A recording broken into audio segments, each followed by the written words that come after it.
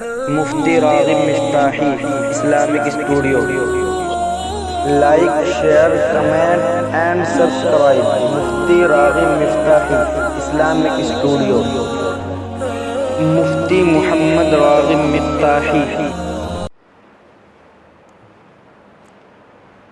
الحمد للہ وحدہ لا شریک لہ والصلاة والسلام علی من لا نبی بعدہ اما بعد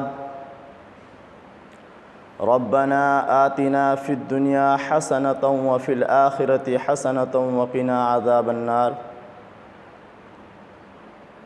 اللہم صلی علی محمد وعلی آل محمد كما صليت على إبراهيم وعلى آل إبراهيم إنك حميد مجيد ہم اللہ رب العزت سے دعا مانگتے ہیں کہ اللہ رب العزت ہماری زندگی بھی اچھی بنا دے، دنیاوی زندگی بھی اچھی بنا دے اور ہماری آخرت بھی اچھی بنا دے۔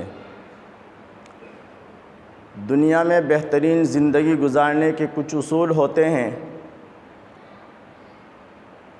اور بہترین آخرت حاصل کرنے کے لیے بہترین عبادت کرنی چاہیے۔ عبادت کرنے کے لیے 3 باتوں کا خاص طور پر خیال رکھے۔ نمبر 1، عبادت کس جگہ کرنی ہے۔ نمبر 2، عبادت کس وقت کرنی ہے۔ نمبر 3، کس سے پوچھ کر کے عبادت کرنی ہے۔ بسا اوقات جگہ بدلنے سے عبادت کا اجر بدل جاتا ہے اور اسی طرح وقت بدلنے سے عبادت کا اجر بدل جاتا ہے۔ اسی لیے شریعت کے ماہرین سے پوچھ کر کے عبادت کرنی چاہیے۔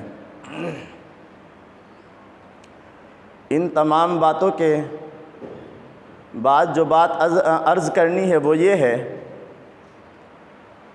کہ 15 شعبان کی رات، جسے عام طور پر شعبان شب برات کہا جاتا ہے۔ شب کے معنی رات کے ہیں اور برات کے معنی بری ہونا۔ اس رات کے اندر اگر کوئی بندہ، کوئی آدمی صحیح معنوں میں توبہ کرتا ہے تو وہ اپنے تمام گناہوں سے پاک اور صاف ہو جاتا ہے۔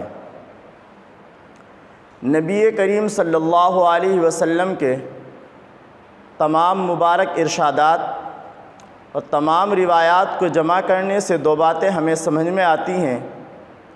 نمبر 1، شب برات یعنی 15 شعبان کی رات کو قیام کرنا اور اس کے دن کا روزہ رکھنا۔ قیام کرنے کا معنی یہ نہیں ہے کہ پوری رات عبادت کی جائے یا مخصوص تعداد میں رکعت پڑھی جائیں یا مخصوص طور پر کسی سورت یا کسی آیت کی تلاوت کی جائے۔ اسی طرح دن کا روزہ رکھنا یہ مستحب عمل ہے۔ اگر کوئی روزہ رکھے تو اس کو ضروری سمجھ کر نہیں رکھنا چاہیے۔ اسی طریقے سے اگر کوئی شخص نہیں روزہ رکھتا تو اس کو لعنت بھی نہیں کرنا چاہیے۔ اس رات کے اندر آئندہ سال میں آنے والے افراد کے حالات لکھے جاتے ہیں۔ کس بندے کو پیدا ہونا ہے، کس کس کو آنے والے سال میں فوت ہونا ہے اور کس کو کتنا رزق ملے گا۔ حضرت ام المؤمنین امی عائشہ رضی اللہ عنہا فرماتی ہیں کہ نبی کریم صلی اللہ علیہ وسلم نے فرمایا کہ میرا جی چاہتا ہے کہ جب آنے والے سال میں میرے حالات لکھے جائیں، میرا کام کہ میں اس آنے والے سال میں کیا کام کروں گا، کیا حالات ہوں گے، تو میرا جی چاہتا ہے کہ اس حال میں میرا نامہ اعمال تیار ہو اور میری کاپی اس حال میں تیار ہو کہ میں روزے سے ہوں۔ تو ایک بات تو اس سے یہ بات سمجھ میں آتی ہے کہ رات کا قیام کیا جائے اور دن کا روزہ رکھا جائے۔ دوسری بات، تمام روایات کو جمع کرنے سے یہ سمجھ میں آتی ہے کہ جہاں پر اللہ رب العزت اس بات کا اعلان کرتے ہیں، آسمان دنیا پر آ کر اللہ تبارک و تعالیٰ یہ اعلان کرتے ہیں کہ ہے کوئی رزق مانگنے والا جس کو رزق دیا جائے، ہے کوئی بخشش مانگنے والا جس کی بخشش کی جائے، ہے کوئی بیماری سے شفا مانگنے والا جس کی بیماری کو دور کر دیا جائے۔ اسی کے ساتھ میں روایات کو دیکھیں تو یہ بھی معلوم ہوتا ہے کہ 8 قسم کے افراد ایسے ہیں جن کی بخشش اس رات میں بھی نہیں ہوتی، وہ محروم رہتے ہیں بخشش سے، اللہ کی مغفرت سے محروم رہتے ہیں۔ نمبر 1، وہ شخص جو مشرک ہو۔ مشرک اس کو کہتے ہیں جو اللہ کے علاوہ کسی اور کی پوجا یا پرستش کرتا ہو اور اللہ کے علاوہ کسی اور کو حاجت روا مانتا ہو، ایسے شخص کی بھی اس رات میں مغفرت نہیں ہوتی۔ دوسرا، وہ شخص جو کسی مسلمان سے بغض رکھتا ہو، دل کے اندر حسد کینہ رکھتا ہو، اور حسد رکھنے والا دوسرے کا تو کچھ نہیں بگاڑتا لیکن اپنا بھی کچھ نہیں بناتا، اپنا بہت کچھ کھو دیتا ہے، تو ایسا شخص جو کسی مسلمان کا دل کے اندر بغض رکھے اس کی بھی اس رات میں مغفرت نہیں ہوتی۔ تیسرا، وہ شخص جو شراب کا عادی ہو۔ اس سلسلے میں ایک وضاحت یہ ہے کہ ایک آدمی نے شراب پی اور توبہ کر لی تو اس کا تو یہ مسئلہ نہیں ہے، لیکن وہ شخص جو شراب کا عادی ہے، بار بار شراب پیتا ہے، تو ایسے شخص کی بھی اس رات کے اندر مغفرت نہیں ہوتی۔ نمبر 4، ایک وہ شخص ہے جو شلوار کو یا پائجامے یا پینٹ یا لنگی کو اپنے ٹخنوں سے نیچے رکھتا ہے۔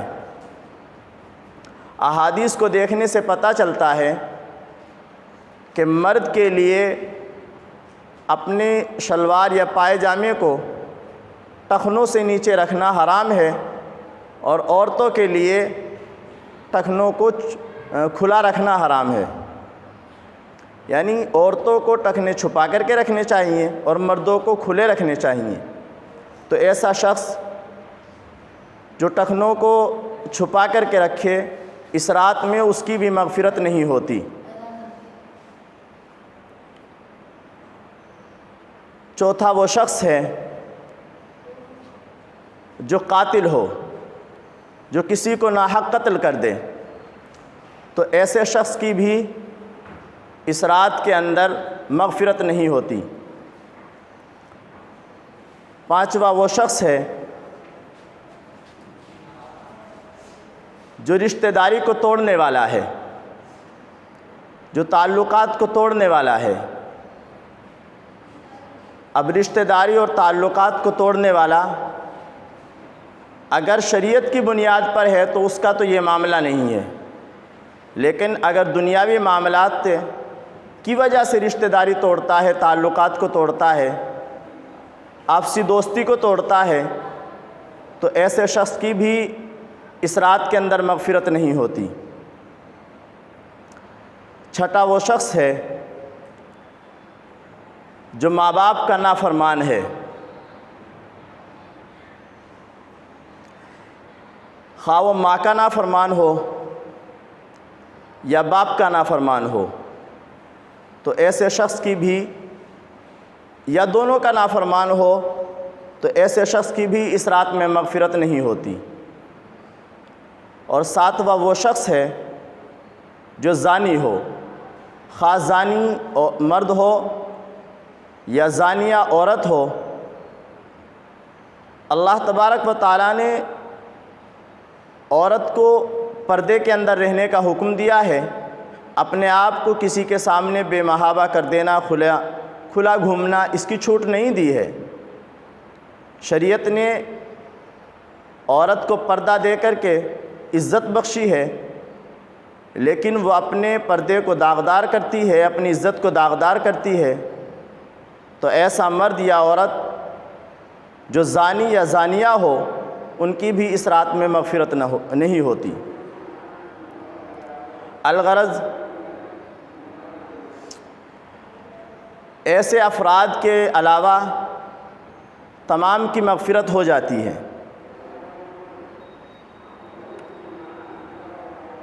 احادیث کو دیکھنے سے جو بات معلوم ہوئی، نمبر 1 کہ اس رات کا قیام کرنا چاہیے، اور نمبر 2 اللہ کی طرف سے اعلانات ہوتے ہیں۔ تو اگر اللہ تبارک و تعالیٰ توفیق دے، جس کو اللہ اس رات کی اور اس دن کی توفیق دے کہ وہ اس میں عبادت کرے، روزہ رکھے، تو اس کو چاہیے کہ وہ جیسی بھی توفیق ملے، قرآن کریم کی تلاوت کی، نماز کی، ذکر کی، تو وہ عبادت کرے اور دن کا روزہ رکھے۔ اور اگر یہ نہیں کر سکتا تو کم سے کم خاص طور پر 2 کام کریں۔ نمبر 1 مرد حضرات کے لیے کہ وہ عشاء کی نماز باجماعت مسجد میں ادا کریں اور کسی گناہ کو کیے بغیر سو جائیں، گناہ کبیرہ ہو یا صغیرہ، کوئی بھی گناہ نہ کریں اور سو جائیں۔ نمبر 2 صبح اٹھیں اور باجماعت نماز فجر کی نماز جماعت کے ساتھ میں مسجد میں ادا کریں، اور اگر روزہ رکھا ہے تو بہت اچھا، اور اگر نہیں روزہ رکھا تب بھی پورا دن بغیر کسی گناہ کے گزار دیں۔ عورتوں کے لیے بھی یہی بات ہے کہ اگر وہ پوری رات عبادت نہیں کر سکتی تو کم سے کم اتنا کام کرے کہ عشاء کی نماز ادا کرے، اور عشاء کی نماز کے بعد بغیر کسی گناہ کیے ہوئے سو جائے، اور صبح اٹھے اور فجر کی نماز ادا۔ رات کے گناہ کے اندر سب سے بڑی مصیبت ایک موبائل آیا ہے۔ میں اسی تعلق سے ایک آیت پڑھ کر کے اپنی بات ختم کرتا ہوں۔ یاسین شریف کے اندر ایک آیت ہے، اللہ تبارک و تعالیٰ فرماتے ہیں الیوم نختم علی افواہہم وتکلمنا ایدیہم وتشہد ارجلہم بما کانوا یکسبون۔ جو ہم آج اپنے موبائل کی اسکرین پر اپنی انگلی سے ٹچ کرتے ہیں اور فحش ویڈیو یا ایسی کوئی بری تصویر اور بری باتیں دیکھتے ہیں جو شرعی اعتبار سے ہمارے لیے دیکھنا مناسب نہیں ہے، جائز نہیں ہے، تو کل قیامت کے دن اللہ تبارک و تعالی ہمارے منہ پر مہر مار دے گا، مہر لگا دے گا، منہ سے بات نہیں کر سکیں گے، اور یہ ہاتھ، یہ پیر جن سے آج ہم گناہوں کے کام کر رہے ہیں یا چل کے اس کی طرف جا رہے ہیں، یہ ہمارے خلاف گواہی دیں گے بما کانوا یکسبون، کہ لوگ کیا کام کرتے تھے، یہ ہاتھ اور پیر بول کر کے بتائیں گے۔ اللہ تبارک و تعالی ہماری حفاظت فرمائے، برے کاموں سے ہمیں محفوظ فرمائے، نیکیوں کی توفیق عطا فرمائے، اور اس رات کے اندر ہمیں عبادت کی توفیق عطا فرمائے، اور ہمیں اپنی مغفرت سے مالا مال فرمائے۔ وآخر دعوانا الحمد للہ رب العالمین۔